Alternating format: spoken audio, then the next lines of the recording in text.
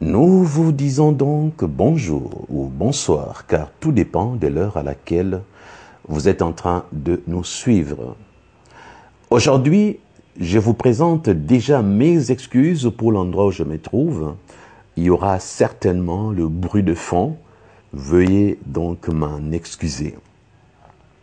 Nous sommes revenus pour vous, le vrai chrétien. Autrement, je dirais, vous les chrétiens matures.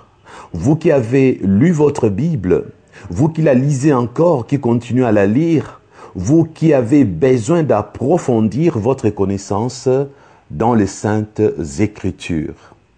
La fois passée, nous avons donc parlé du trio maléfique, à savoir Jézabel, la religion ainsi que la sorcellerie. Nous avons parlé de toutes ces trois choses et aujourd'hui, nous allons essayer de nous concentrer un peu plus sur l'esprit de Jézabel. Très rapidement, pour le faible dans la foi, ainsi que le bébé spirituel, j'aimerais leur expliquer ceci. Jézabel est une femme qui a existé. Elle était l'épouse d'un roi du nom d'Akab. Alors Satan, dans le monde des ténèbres, voilà comment il fonctionne. Il ne peut pas agir sur terre sans l'être humain. Or, l'être humain, donc vous et moi, nous avons l'esprit, l'âme et le corps. Maintenant, pour contrôler un être humain sur terre, Satan a besoin d'agir au niveau de son corps. Mais comment agir au niveau de son corps sans commencer par posséder l'esprit, contrôler l'âme pour diriger les corps? C'est là où nous parlons de la possession démoniaque. Et ceux qui sont sujets à des possessions démoniaques faciles, premièrement, ce sont des gens qui sortent des familles qui ont signé de pactes avec le monde des ténèbres. Ou encore, ceux qui aiment le mal, le péché. Ils aiment le monde, ils aiment pécher. Des gens qui pêchent, qui vivent dans le péché volontairement, sont des gens prédisposés à la possession démoniaque. Pour Jézabel, nous n'avons pas les détails de son enfance, mais nous connaissons sa provenance. Cette Sidonienne, qui en principe était une adoratrice des idoles, avait été choisie pour incarner en elle un esprit du diable. Maintenant écoutez, lorsque Satan et ses anges déchus étaient au ciel, ils avaient le nom que Dieu leur avait donné. Depuis qu'ils sont déchus, commençant par lui-même, celui que nous appelons Satan, d'ailleurs, il n'aime pas qu'on l'appelle Satan, soyez-en très sûrs, celui que nous appelons les diables, le malin, les dragons anciens selon l'Apocalypse, sachez que tous ces noms, ce sont les noms de sa déchéance. Il en est de même pour ces esprits méchants qui sont devenus démons. Ils n'ont plus leur nom d'origine. Désormais, ils portent plusieurs noms. En ces moments-là, Jésus, par exemple, lorsqu'il posait la question à une personne possédée, plusieurs démons qui étaient dans cette personne ont répondu à Jésus, « Je m'appelle Légion ». Légion, c'était pour dire « nous sommes nombreux ». Et ils se sont donné les noms des légions comme identifiants. Souvenez-vous, il y avait des démons qu'on surnommait sourds-muets. Donc les démons peuvent porter le nom d'une chose, le nom des choses, le nom des animaux. Un démon peut même porter un adjectif qualificatif allant jusqu'à porter le nom d'un être humain. Oui, un démon qui est venu dans la vie de Adolf Hitler peut un jour décider de s'appeler Hitler. Les démons incarnés en Jézabel, son nom de provenance n'est pas Jézabel. C'est un démon qui a vu cette femme. Et l'ennemi Satan a constaté que Jézabel aimait faire du mal. Elle était une méchante personne. Et dès l'instant où elle-même était mauvaise, alors l'ennemi Satan a préféré que son démon en mission dans le corps de Jézabel s'appelle désormais Jézabel également. Et lorsqu'on parle de l'esprit de Jézabel, nous ne parlons pas de l'esprit humain que Dieu avait placé dans la personne qu'on appelle Jézabel, possédant l'âme et les corps. Nous parlons de l'esprit de Satan, que Satan avait mis en elle, cet esprit qu'il avait possédé, cet esprit qui l'a guidé, qui lui a inspiré tout le mal qu'elle faisait. Je pense qu'avec ces détails, les bébés spirituels comprendront bien chaque fois que nous parlerons de l'esprit de Jézabel. N'allez pas croire qu'il s'agit de Jézabel elle-même comme être humain, qui possède les autres, qui revient aujourd'hui, dans ces temps actuels, pour sévir. Non, il s'agit d'un ange déchu du diable qu'on appelle Jézabel comme identifiant. Maintenant, essayons de comprendre cet esprit du diable qu'on appelle Jézabel. Quelle est sa mission, principalement parlant? Sa mission de base, c'est l'infiltration. S'infiltrer, c'est arriver à se retrouver dans un endroit où on ne devait pas être. On est en mission comme une taupe, comme un espion. On s'infiltre pour agir. Prenons le cas de nous, le chrétien. Cet esprit a pour mission de se faire passer pour l'un de nous. Cet esprit a pour mission d'agir au milieu des enfants de Dieu. À l'époque d'Akab, cet esprit avait trouvé une personne humaine qu'on appelait Jézabel.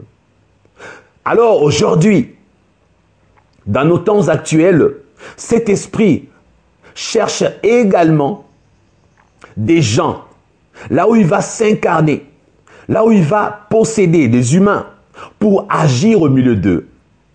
Et retenez, dans la hiérarchie satanique, nous avons des démons principaux. Dans sa hiérarchie, un démon n'est souvent pas seul. Disons, un esprit méchant n'agit pas souvent seul. Il a des esprits subalternes qui l'accompagnent dans sa mission.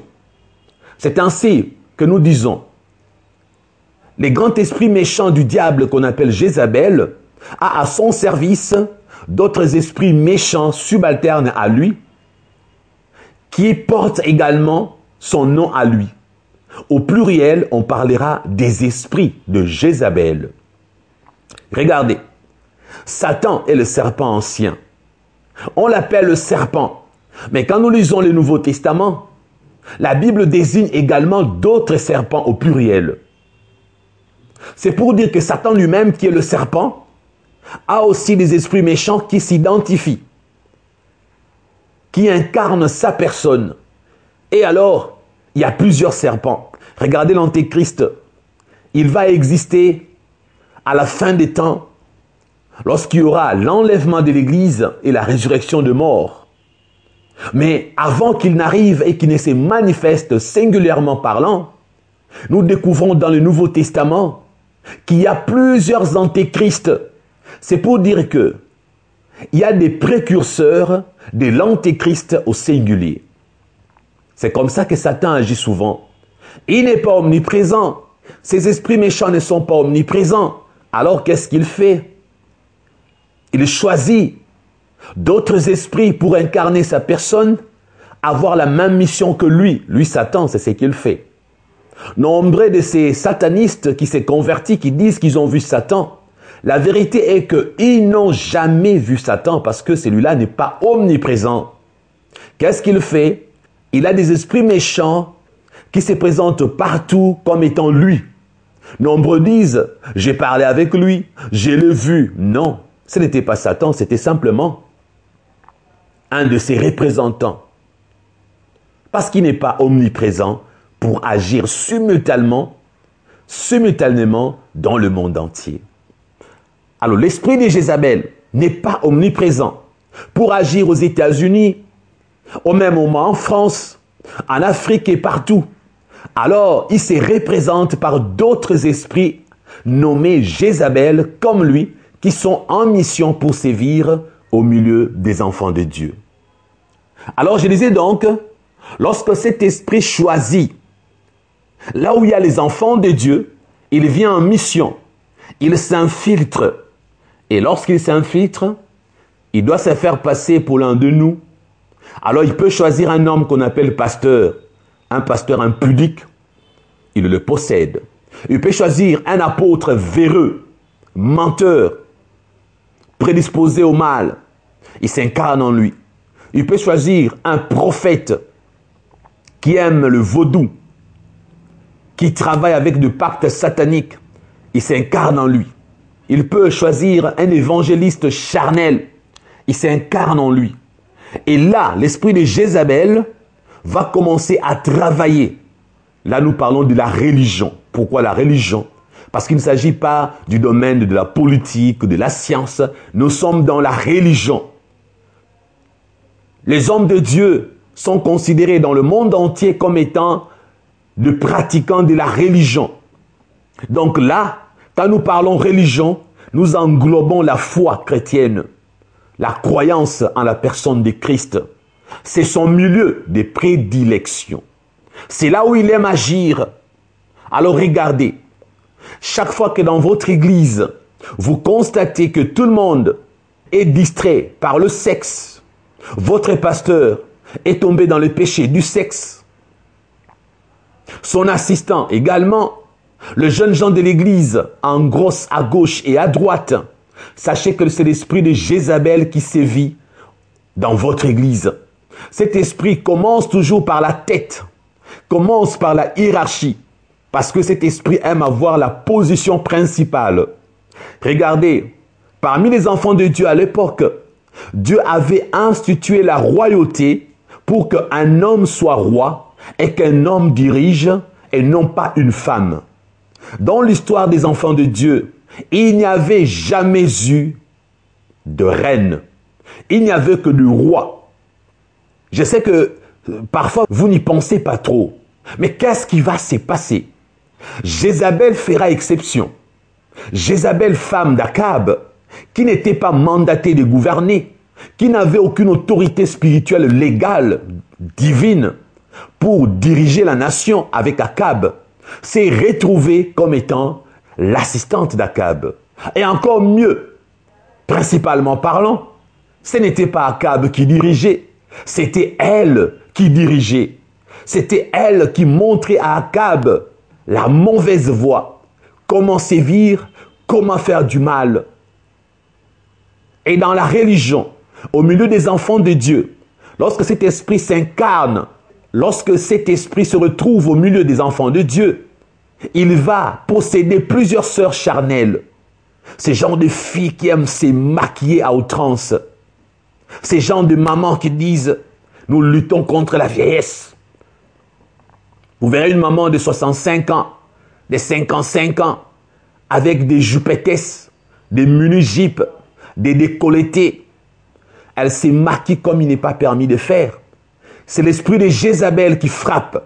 Parce que l'esprit de Jézabel utilise toujours les femmes pour distraire, pour éloigner les hommes de Dieu de leur mission terrestre, pour éloigner les chrétiens de leur vocation. Mon frère, ma sœur, lorsque tu épouseras une femme Jézabel, ce qui va se passer, cette femme sera toujours là pour essayer de te faire du bien. Cette femme sera toujours là pour toi. Tu auras vraiment l'impression qu'elle t'aime. Tu auras vraiment l'impression qu'elle se soucie de ton bien-être. Elle fera de son mieux pour que tu te sentes à l'aise dans le travail que tu fais. Alors, qu'est-ce qui va se passer? Comme il y a l'esprit de Jézabel en elle provenant de Satan, toi, tu te rendras compte que le jour où Dieu va te frapper, que tu t'étais égaré. Laissez-moi vous faire comprendre par rapport à Akab.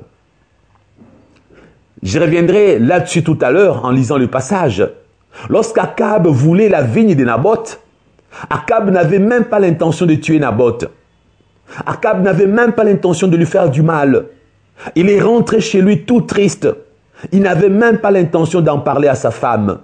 Mais lorsque sa femme va insister avec ses minauderies enjôleuses, lorsqu'elle va séduire son mari, qui finira par parler, puisqu'elle était elle-même fantasque à souhait, séduisante, sexy, comme vous aimez bien le dire, alors cet homme séduit déjà en avance va déballer son cœur et dire « non, Naboth a refusé de me vendre sa vigne. Il voulait l'acheter à Akab.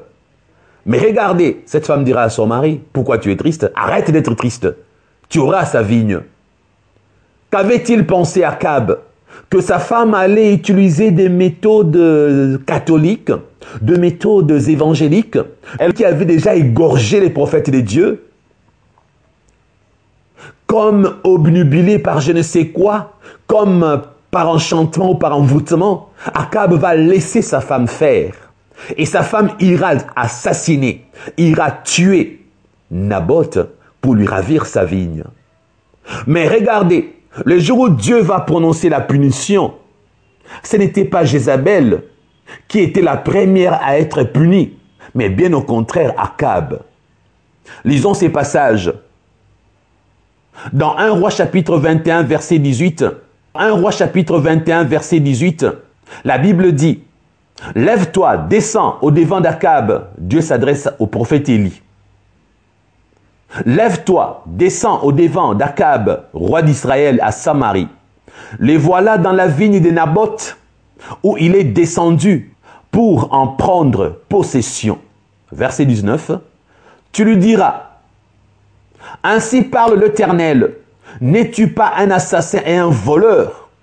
Et tu lui diras: ainsi parle l'Éternel, au lieu même où le chien ont léché le sang de Naboth, les chiens lécheront aussi ton propre sang. » Vous voyez, frères et sœurs? Akab, envoûté, s'est laissé faire. Sa femme a tué pour lui. Et là, il s'est réjoui du butin. Et Dieu parle qu'il sera le premier à mourir. Et c'est ce qui va arriver. Akab sera tué avant Jézabel. Mon frère, toi qui as épousé une femme Jézabel, en mission dans ta vie, tu es pasteur principal de ton église. Mais regarde comment tu diriges ton église. Tu diriges ton église avec ta femme. D'ailleurs, ce n'est pas toi qui diriges, c'est ta femme. Lorsque ta femme veut un voyage en Arabie Saoudite, c'est la caisse de l'église qui est vidée. Lorsque ta femme veut aller à Dubaï pour satisfaire ses besoins, c'est la caisse de l'église qui est utilisée. Ta femme aime le bijou en or. La maman de ta femme, ta belle-mère, a déjà une maison achetée par ta femme avec l'argent de l'église. Qu'est-ce que tu ne fais pas avec l'argent de l'église pour plaire à ta femme? Ta Jézabel. Tes collègues et collaborateurs pasteurs ont fui l'église à cause de ta femme. Ta femme est toujours là avec sa langue remplie de venin à te séparer avec tes collaborateurs. Et toi, tu l'aimes, tu la gardes. Tu es envoûté sans t'en rendre compte. Dieu te punira avant de punir ta femme. Tu finiras très mal. Tu tomberas très bas. Ta femme sera punie ensuite. C'est ce que Dieu avait fait à Akab. Il a puni d'abord Akab avant de punir Jézabel. Dieu te punira toi avant de punir ta femme. Faites attention avec l'esprit de Jézabel, frères et sœurs. Il n'y a pas que le dirigeant des églises. Qu'en est-il là dans ton foyer, monsieur? La femme que tu as épousée. Depuis que tu l'as épousée, tu ne t'entends avec personne. Elle t'a isolé pour que tu ne l'écoutes qu'elle. Elle t'a isolé pour que tu n'entendes que sa voix. Tu n'as plus de bons conseillers parce que c'est ta femme qui dirige. Réfléchissons, bien-aimés en Christ. Qui dirigeait réellement le royaume d'Akab? Qui dirigeait la nation? Laissez-moi vous démontrer que ce n'était pas Akab qui dirigeait. Regardez, frères et sœurs, si nous prenons par exemple un roi, chapitre 18, verset 4, un roi, chapitre 18, verset 4, la Bible dit ceci: « Et lorsque Jézabel extermina le prophète de l'Éternel, » c'est Jézabel qui avait exterminé le prophète de l'Éternel des armées, frères et sœurs. Ce n'était pas Akab. Autrement dit, du point de vue légal en Israël, la royauté appartenait à l'homme et non pas à la femme. Lorsqu'un roi mourait, ce n'est pas sa femme qui remplaçait comme reine. Tous les rois qui étaient morts avaient des femmes. Leurs femmes n'étaient pas devenues des reines. D'ailleurs, quand le roi Akab va mourir, la nation ne sera pas remise entre les mains de Jézabel, parce que Jézabel ne pouvait pas être mandatée à diriger cette nation. Il y a eu usurpation de pouvoir du vivant d'Akab, parce que Satan sait, Satan est toujours un voleur qui prend ce qui ne lui appartient pas légalement parlant, ni spirituellement parlant. Un voleur vient s'accaparer de ce qui n'est pas à lui. N'est-ce pas, frères et sœurs? C'est ce que Satan fait. Dans votre foyer, ta femme n'est pas celle qui dirige. Mais pourquoi elle dirige aujourd'hui? Parce qu'elle t'a détrôné, monsieur. C'est elle qui a les derniers mots. C'est elle qui décide. Dans ton église, c'est ta femme qui dirige. Ta Jézabel des femmes. C'est elle qui prend toutes les décisions. Et l'église chavire comme un bateau. Tu étais à tribord toute. Elle t'a fait chavirer, virer vers bâbord toute. Et là, comme un moussaillon, tu obéis sans jugeote. Tu es comme lobotomisé par ta femme Jézabel, messieurs. Comment reconnaître que Jézabel est là, au milieu des enfants de Dieu, dans ce qu'on appelle la religion? Vous, les pentecôtistes, vous qui dites nous sommes des églises de réveil, vous des assemblées de Dieu, tout ça c'est englobé par la religion. Comment savoir que Jézabel est au milieu de vous? Lorsque vous ne reconnaissez pas une femme comme étant celle qui peut prendre la tête d'une église, mais en coulisses, vous vous retrouvez avec des hommes de Dieu qui écoutent plus leurs femmes que Dieu, qui écoutent plus leurs femmes que l'autorité spirituelle établie en avance. C'est ce qui s'est passé avec Akab. Jézabel dirigeait, Akab subissait. Et regardez, frères et sœurs, donc lorsque vous constatez, frères et sœurs, que votre église est plus dirigée par maman pasteur que par votre pasteur, fouillez votre église. Elle est sous l'emprise des esprits mauvais. Et le pire va arriver. Avant que ça n'arrive, fouillez pour que vous ne soyez pas atteints ou atteintes. Lorsque vous regardez, vous les enfants, au niveau de votre foyer, papa et maman, c'est maman qui prend la tête. Faites vraiment attention à vous. Vous finirez mal parce que votre papa va chavirer. Votre maman suivra ensuite et vous allez subir les conséquences. Et souvenez-vous, le peuple subissait toujours. Lorsque l'esprit de Jézabel agissait au milieu des enfants de Dieu en Israël, qui subissait en premier? Le peuple. Le prophète était aussi parmi le peuple. Voyez, le prophète, c'est le peuple. Ils ont été décapités. Et lorsque Élie avait prononcé la punition spirituelle pour que pendant 3 ans et demi qu'il ne pleuve pas, qui était resté dans la disette, qui mourait de sécheresse et de pauvreté? Encore le peuple. Voyez, une seule personne avait péché, avait comme complice son mari. Mais c'est le peuple, toute la nation entière qui avait été punie. Lorsque dans votre église, Satan est là, Dieu punira le pasteur, Dieu punira sa femme, et vous qui êtes dans cette église, vous subirez également. Si Dieu prononce une sécheresse spirituelle dans votre église, vous serez frappé de la sécheresse spirituelle. Si Dieu prononce 3 ans de malheur sans bénédiction matérielle, vous tous, vous allez vous retrouver dedans. Voilà pourquoi il y a des églises où lorsque Dieu a frappé, tout le monde s'est appauvri. Il y a des églises, vous verrez qu'ils souffrent toujours d'une maladie quelconque.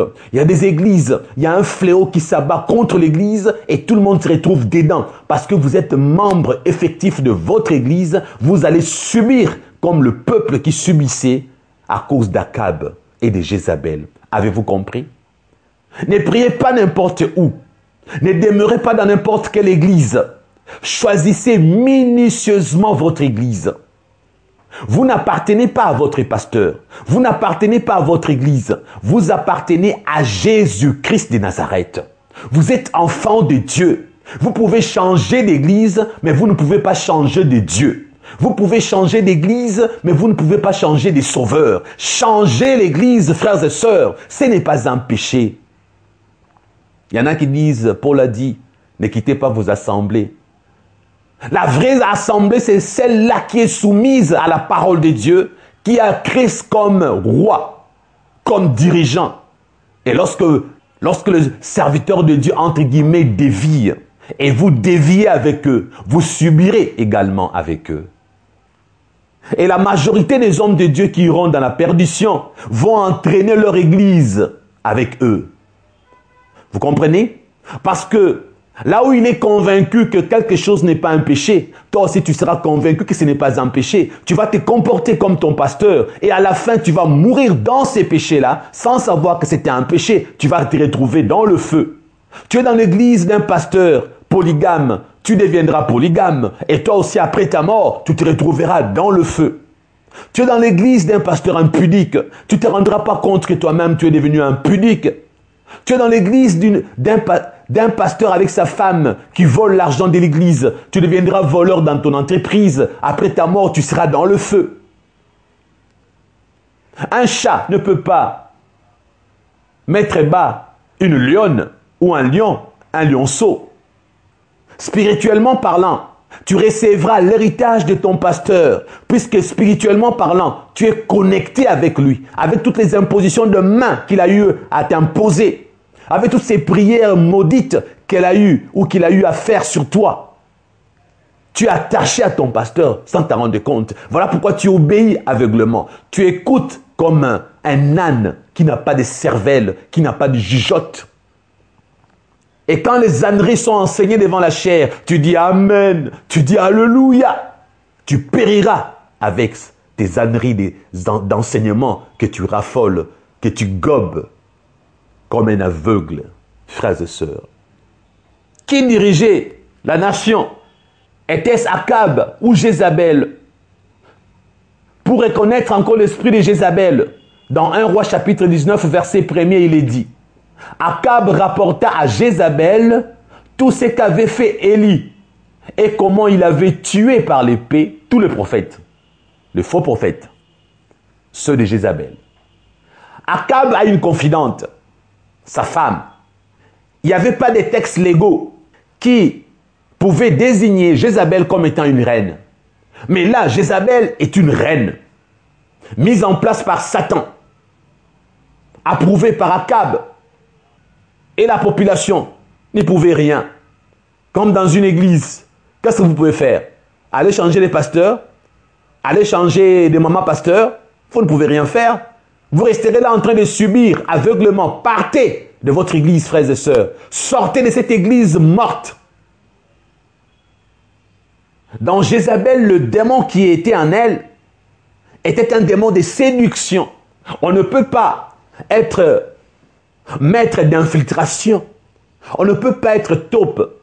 On ne peut pas être espion sans avoir l'art de séduction pour arriver à se camoufler au milieu des gens qui vont finir par vous croire, penser que vous êtes l'un d'eux.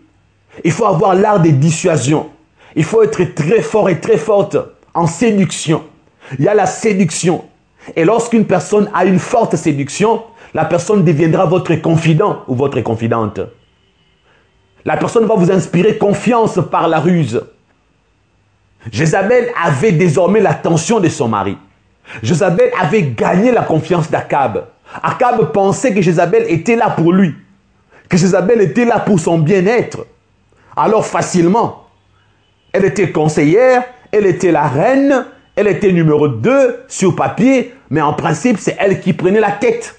Akab vient faire l'enfant. Il vient pleurnicher devant sa femme. Et comment sa femme va-t-elle réagir? 1 Roi chapitre 19, verset 2. Écoutez sa réaction. Jézabel envoya un messager à Élie. Vous voyez? Il ne dit même pas à son mari qu'est-ce qu'elle compte faire. Après avoir écouté la confidence d'Akab, directement elle agit. Directement elle prend la décision.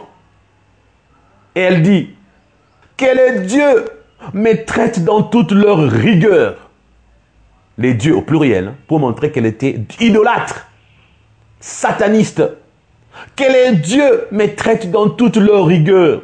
Si demain, à cette heure, je n'ai fait de ta vie ce que tu as fait de la vie de chacun d'eux. Il envoie un message au prophète Élie.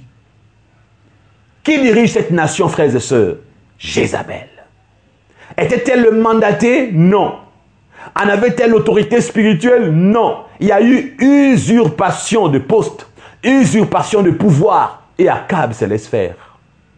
Les églises où les femmes Jézabel sévissent, il y a usurpation de pouvoir. Ce n'est plus pasteur qui dirige, c'est maman pasteur. Dans un foyer où la femme a l'esprit de Jézabel, ce n'est plus l'homme qui dirige, c'est la maman, c'est sa femme. Dans les fiançailles, où l'homme a une fiancée qui a l'esprit de Jézabel, cette femme va vouloir l'isoler. Cette femme fera de sorte que cet homme ne soit en contact avec personne, de peur qu'on ne puisse te faire comprendre que tu as Jézabel avec toi. Cette femme te dira, écoute, dans nos fiançailles, je ne veux pas de tel pasteur, je ne veux pas de tel apôtre, je ne veux pas de tel servant de Dieu, je ne veux pas de X, je ne veux pas d'Y. Et toi, tu ne comprendras pas, parce que là, elle veut t'isoler pour faire de toi ce qu'elle veut, pour te dévier de ta vocation céleste. Quand tu as une fiancée, c'est elle qui décide la date de votre mariage, c'est elle qui te laisse... Tu es là pour faire ses caprices, rien que ses caprices. Elle est malade, tu sors de l'argent. Sa maman a un problème, tu sors de l'argent. Et durant des années, calcule l'argent que tu as sorti pour ta fiancée. Tu verras que même ta propre maman n'a jamais bouffé ton argent tel que ta fiancée a eu à bouffer. Ta propre maman ou tes parents n'ont jamais bénéficié de ta poche ni de ta sueur, mais cette fiancée que tu n'as pas épousée à tout prix durant des années. Même ton Dieu que tu dis que tu pries, quand tu calcules toutes les dépenses que tu as fait pour cette femme, tu n'as jamais donné les 10% de tout ce que tu as fait pour elle, même à Dieu. Et là, tu vas me dire que tu es chrétien? Là, tu vas me dire que tu n'as pas une fiancée Jézabel, tu es sûr de ça? Alors qu'elle n'est que fiancée. Frères et sœurs, ici, il ne s'agit pas de ces hommes qui ont des femmes. C'est la femme qui te dit, donne l'argent à ta mère, tu refuses. Aide tes parents, tu refuses. Cette femme n'est pas Jézabel. Précision. Ici, il s'agit de ces femmes qui empêchent les hommes de faire du bien aux autres. Tu veux donner aux pauvres? Non, non, pourquoi tu lui as donné? Tu veux faire un don par là? Mais pourquoi tu vas faire ça? Quand il s'agit d'elle, elle sourit. Et tu dépenses, elle est contente. Jézabel! Vous entendez, frères et sœurs? Et pour vous démontrer, ici, ce n'était pas la femme Jézabel qui parlait. C'était l'esprit Jézabel en elle qui avait parlé. Élie va trembler. Comme je l'ai dit la fois passée. Élie qui n'avait pas peur de se mettre devant le faux prophète, alors qu'ils étaient des centaines et des centaines.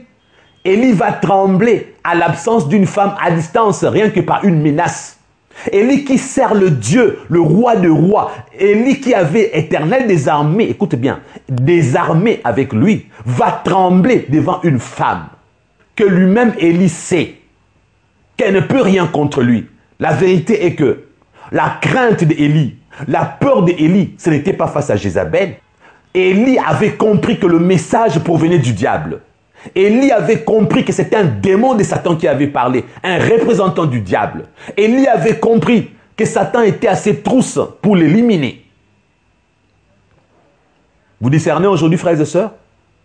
La preuve, Dieu va montrer à Satan que ce que Jézabel a dit ne va pas s'accomplir dans la vie d'Élie. Parce que si Jézabel avait tenu parole, Élie allait être décapité. Dieu l'a enlevé vivant pour dire à Satan, tu as vu? Tue-le maintenant. Satan a dit, Dieu, t'inquiète. T'inquiète. Je suis rancunier aussi. T'inquiète. Et le jour où il y a eu la prophétie qu'un certain Jean-Baptiste viendra, on l'identifiera comme ayant sur lui l'esprit d'Élie. Ah, Satan va dire, je n'ai pas pu tuer le prophète Élie, mais je vais tuer celui qui représente Élie sur terre. Ce n'est pas le même esprit. Ce sont deux personnes distinctes et différentes, mais le fait qu'on a dit de lui qu'il est le représentant d'Élie, je m'en fous des détails, je vais les décapiter. Et Jean-Baptiste a été décapité. Et c'est que l'esprit Jézabel avait parlé dans la femme de Jézabel s'est accompli dans la vie de Jean-Baptiste. Des milliers d'années après, frères et sœurs. Ça, c'est Satan. C'est comme ça qu'il est. Et j'aimerais vous dire que Jean-Baptiste est mort parce qu'il avait commis une erreur. Je l'ai dit la fois passée, frères et sœurs. Oui, nombreux ne vous l'ont jamais dit. C'est dans la Bible, lisez, vous allez voir. Laissez-moi vous poser une question. Est-ce que Hérode était-il serviteur de Dieu? Hérode, Hérodias, beau-frère, belle-mère, tous ces gens-là, c'était des païens. Et toi, Jean-Baptiste, veux-tu convertir Hérode? Avais-tu tenté de convertir quelqu'un de la famille d'Hérode ou du gouvernement ou quelqu'un de... Bref, vous connaissez Hérodias. Vous connaissez le contexte, la fête, la fille de... Vous connaissez tout ça. Mais ce que je reproche à Jean-Baptiste, il devait fermer sa bouche. Toute révélation n'est pas à révéler. Toute révélation n'est pas à sortir. Toute révélation n'est pas à dire, frères et sœurs. Il y a des choses que tu dois savoir pour toi et tu gardes pour toi. Parce que quand tu sors une révélation qui ne servira à rien, qu'est-ce que tu as gagné? Y a-t-il eu conversion de quelqu'un après la révélation de Jean-Baptiste? Vous voyez? Et je peux vous rassurer que l'erreur de Jean-Baptiste lui a causé, lui a coûté sa propre vie. N'empêche, il est au ciel. Mais il a permis à Satan de réaliser et d'accomplir une parole qui n'était pas prophétique, qui est devenue prophétique parce qu'elle s'est accomplie dans la vie de Jean-Baptiste. Vous comprenez, frères et sœurs? Ne permettez pas à Satan d'accomplir ses souhaits, ses désirs, frères et sœurs. Apprenez à vous taire là où il faut vous taire. Vous les hommes de Dieu, qui aimez toujours toucher à la politique, parler contre le président. Vous êtes là à titiller la politique de votre pays. Vous allez mourir en martyr et mourir inutilement. Votre mort ne servira à rien, n'est-ce pas? J'en ai parlé la fois passée. Tous les héros qui sont morts, ils regrettent d'être morts en héros, si vous ne l'avez jamais su. La majorité des héros sont en enfer, si vous ne le savez pas. Vous comprenez? Rendez à César ce qui est à César. Laissez les politiciens faire leur politique. Vous prêchez pour le salut des âmes. Arrêtez de provoquer les présidents de votre pays. Arrêtez de vous en prendre aux généraux. Faites le travail de Dieu. Gagnez les âmes. Soyez apolitiques. Soyez intelligents. Protégez vos vies. Si vous vous exposez, on va vous assassiner. Vous irez au ciel, mais avant les temps, avec une récompense à moitié. Vous allez mourir inutilement.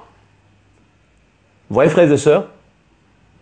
Soyez prudents comme les serpents et simples comme la colombe. Un détail. Pourquoi l'esprit démon qui s'était fait appeler Jézabel s'était incarné dans une femme qu'on appelle Jézabel? Tout simplement parce que depuis le jardin d'Éden, le genre féminin a été choisi par Satan, toujours pour faire du mal. Lorsqu'il faut faire un grand mal, il y a toujours une femme derrière. N'est-ce pas? Voilà pourquoi Dieu, pour faire un grand bien, il avait choisi aussi une femme, Marie, pour sauver l'image de la femme Ève. Mais retenez, frères et sœurs, Akab était un homme. Et qui est la personne la plus proche d'un homme, surtout marié, c'est sa femme. Un homme fiancé, c'est sa fiancée. Vous voyez? Alors, comment pouvait-on convaincre Akab de faire le mal? C'était par sa femme. Alors il fallait qu'il épouse une païenne. Akab avait beaucoup de femmes. La Bible n'en parle pas, mais sachez-le. Mais principalement, la Sidonienne, cette femme, Jézabel, était devenue la principale. Elle n'était même pas la première. Mais elle a pris la place de toutes les femmes. D'ailleurs, la Bible ne dit même pas ouvertement qu'Akab avait beaucoup de femmes, n'est-ce pas? Est-ce que vous savez qu'Akab et sa femme ont eu des enfants? Prochainement, si je reviens, vous allez voir qu'il y aura un des enfants d'Akab qu'il avait eu avec Jézabel qui va entrer dans l'histoire pour faire d'autres bêtises. Mais sachez aussi une chose. Le plus proche d'un homme, ou la plus proche, ou le plus proche, c'est l'aide semblable. Comme c'est une personne, femme, donc c'est la plus proche, c'est l'aide semblable. Et l'esprit avait choisi Jézabel. Mais il peut arriver, frères et sœurs, que dans votre ministère, que cet esprit de Satan choisisse votre assistant, qui est un homme, et non pas une femme. Il y a des assistants remplis des esprits de Jézabel. Au pluriel, ce sont des assistants Jézabo. C'est comme ça que je les appelle. Les assistants Jézabo, remplis des esprits de Jézabel, Jézabellement parlant, ils sont là pour dévier la vision du pasteur principal. Ce sont eux qui dirigent l'église et non le pasteur principal. Ils sont comme Jézabel.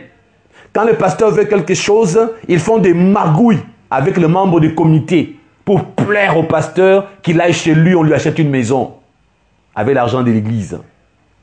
Quand le pasteur tousse un peu, non, voilà, il a toussé parce qu'il va aller à Dubaï. Avec la complicité des membres du comité, l'assistant fait tout pour plaire au principal. Il est content, oh, j'ai un meilleur assistant. Il pense à mes intérêts financiers. Les idées agréables ne viennent que de l'assistant. Pour t'acheter une maison, pour que tu aies de belles voitures, pour que tu voyages beaucoup. Comment tu ne vas pas aimer un tel assistant? Il est possédé par l'esprit de Jézabel. Il te fait pécher, mais tu ne t'en rends pas compte. Dieu te frappera le premier avant de le frapper lui, si tu ne sais pas.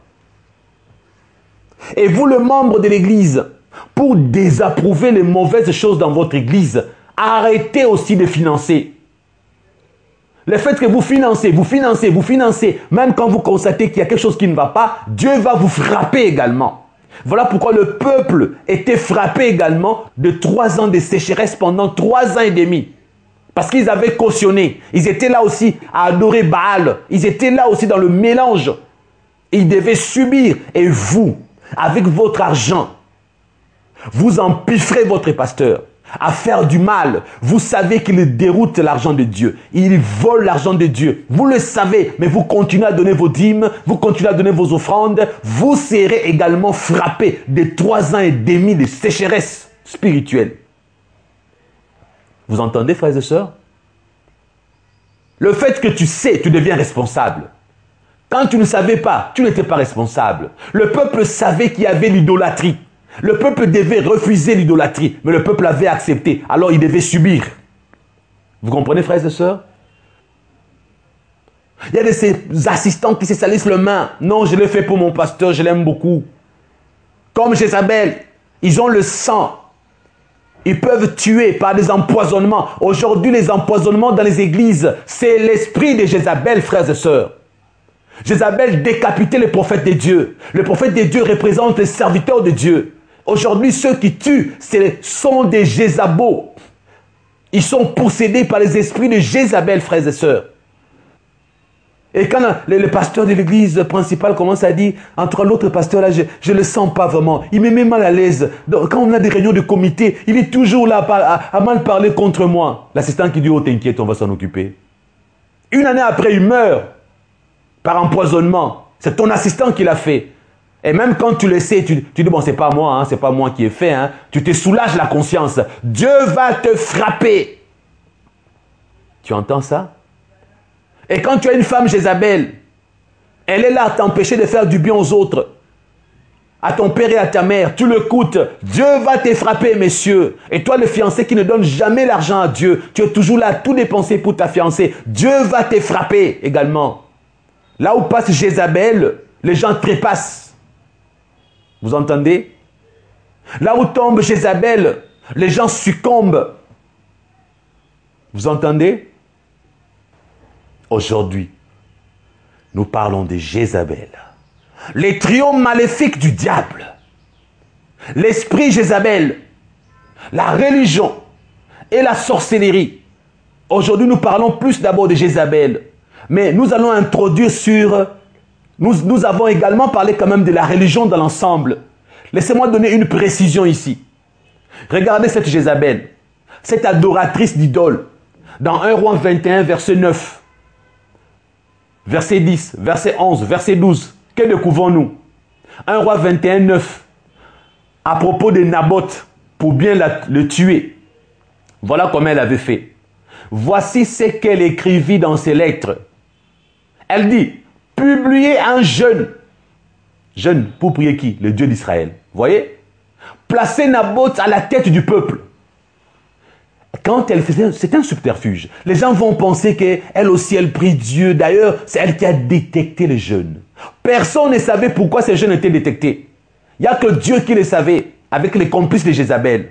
La preuve, quand Naboth sera tué, c'est Dieu qui va révéler ce que Jézabel a fait. Ce n'est pas un humain qui va découvrir, frères et sœurs. Nous savons parce que nous lisons. Ceux qui ont vécu la chose ne savaient pas que c'était Jézabel qui avait fait ça pour tuer un homme. Donc pour eux, Jézabel était une croyante, puisque, selon eux, Jézabel croyait en leur Dieu. Le écuménisme, frères et sœurs.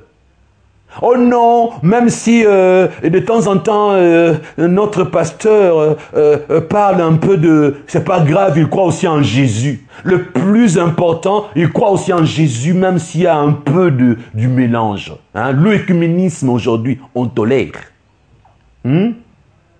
Tant qu'on parle de Jésus, c'est le plus important. Oh, le mormon, c'est pas mauvais. Il parle aussi de Jésus. On peut... Ce sont nos frères. Un mormon n'est pas mon frère. Vous entendez, frères et sœurs? Un témoin de Jéhovah n'est pas mon frère. Il croit en Jésus, mais pas de la même manière. Il croit en Jésus parce que Jésus a une divinité. Il croit en Jésus comme un homme ordinaire venu en mission sur terre. Il n'est pas mon frère. Le œcuménisme, c'est l'esprit de Jézabel également, frères et sœurs. Regardez cette femme œcuménique. Là, c'est une religieuse. Elle décrète un jeûne et prière, mais pour un sacrifice humain. Et personne ne s'est rendu compte. Dans le œcuménisme, lorsque vous célébrez quelque chose, un événement, c'est pour des sacrifices humains. Si Dieu ne révèle pas, vous ne saurez pas qu'est-ce qui s'est passé en coulisses. Lorsqu'il y a eu un culte œcuménique, lorsqu'il y a eu un mélange entre le chrétien de Pentecôte, de l'église pentecôtiste, le chrétien de XY, vous ne savez pas ce qui s'est passé. Lorsqu'il y a l'œcuménisme, au verset 10, et mettez en face de lui 2 méchants hommes qui déposeront ainsi contre lui. Tu as maudit Dieu et le roi. Puis menez-les dehors, lapidez-le et qu'il meure. Vous entendez, frères et sœurs? Ah, Jézabel, vraiment, elle croit en notre Dieu. Naboth vient de maudire Dieu. Non, non, non, non, non, non, non. Et puis il a aussi maudit le roi. Oh là là là là là là là. Mais c'est Dieu qui a placé notre roi. La royauté vient de Dieu. Mais comment il peut maudire notre Dieu? Comment il peut toucher à notre roi? Allez, lapidons-le. Le peuple aveugle, ils ont été là pour lapider Naboth. Pourquoi ne devait-il pas être puni, ces peuples? Pourquoi tu ne seras pas puni quand tu assistes à tout le mal qui se fait dans ton église, tout le mal qui s'est fait dans ton église, au singulier ou au pluriel, tu es là-dedans. Tu contribues aveuglément. Tu subiras, mon frère et ma sœur. Il a maudit Dieu. Oh, Jézabel la chrétienne. Oh, Jézabel, maman pasteur. Notre maman pasteur aime Dieu. Oh non, quand maman pasteur se fâche parce que les gens maudissent Dieu à l'église. Quand les gens font le péché, maman pasteur est fâchée. Mais quand vous regardez au fond, elle vit dans le péché. Comment tu peux condamner ce que tu fais? Hypocrisie. Esprit de Jézabel. Écoutez dans 1 Roi 21, verset 11. Les gens de la ville de Naboth, les anciens et les magistrats qui habitaient dans la ville, agirent comme Jézabel le leur avait fait dire, d'après ce qui était écrit dans les lettres qu'elle leur avait envoyées. Des complices de Jézabel, il y en a toujours. Il y en a. On veut t'empoisonner par quelqu'un qui a l'esprit de Jézabel, il aura des complices. On va t'étendre de pièges dans une fête. La cuisinière, le cuisinier. Alors ne vous méfiez pas que, oh non, moi je me méfie. Toi tu te méfies que de ceux que tu penses qui peuvent te tuer. Mais tu oublies que ceux-là ne peuvent le faire qu'avec des complices. Tu vois? Et les complices ne te seront pas inconnus. C'était les gens de la ville de Naboth. Les gens que Naboth a eu un jour à aider. Les gens qui ont un jour mangé dans la maison de Naboth. Les gens à qui Naboth avait fait des dons, des cadeaux, ces gens-là ont été utilisés pour le tuer. Vous voyez, frères et sœurs? Puisqu'il était influent, puisqu'il avait un bijou, quelque chose que le roi voulait. Cela prouve combien cet homme n'était pas n'importe qui. Il était influent dans sa ville. Il avait fait du bien aux autres. Mais c'est le même gens à qui il avait fait du bien qui se sont retournés contre lui. Arrête de te méfier que de Jézabel qui est à la royauté avec le roi là-bas, Akab. Ne pense pas que ceux qui vont te faire du mal, c'est seulement ceux qui sont à l'est de ton pays, à Goma, Bukavu. Il y a des complices là où tu es à Kinshasa. Ils auront des complices là où tu es à Lubumbashi. Ils auront des complices là où tu es à Douala. Là où tu es en Côte d'Ivoire, à Abidjan. Ils auront des complices là où tu es, à Nairobi, à Paris, à Genève, à Washington DC, à Los Angeles, à Luxembourg, je ne sais pas où tu es, à Sydney. Ils auront des complices, frères et sœurs. Les gens de la ville de Naboth.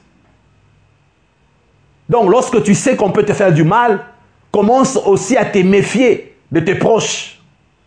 Commence à te méfier de ton environnement immédiat également. Nous allons nous arrêter là pour aujourd'hui. Je n'ai plus rien à dire pour aujourd'hui. Je vous laisse digérer cet enseignement. À la prochaine si possible.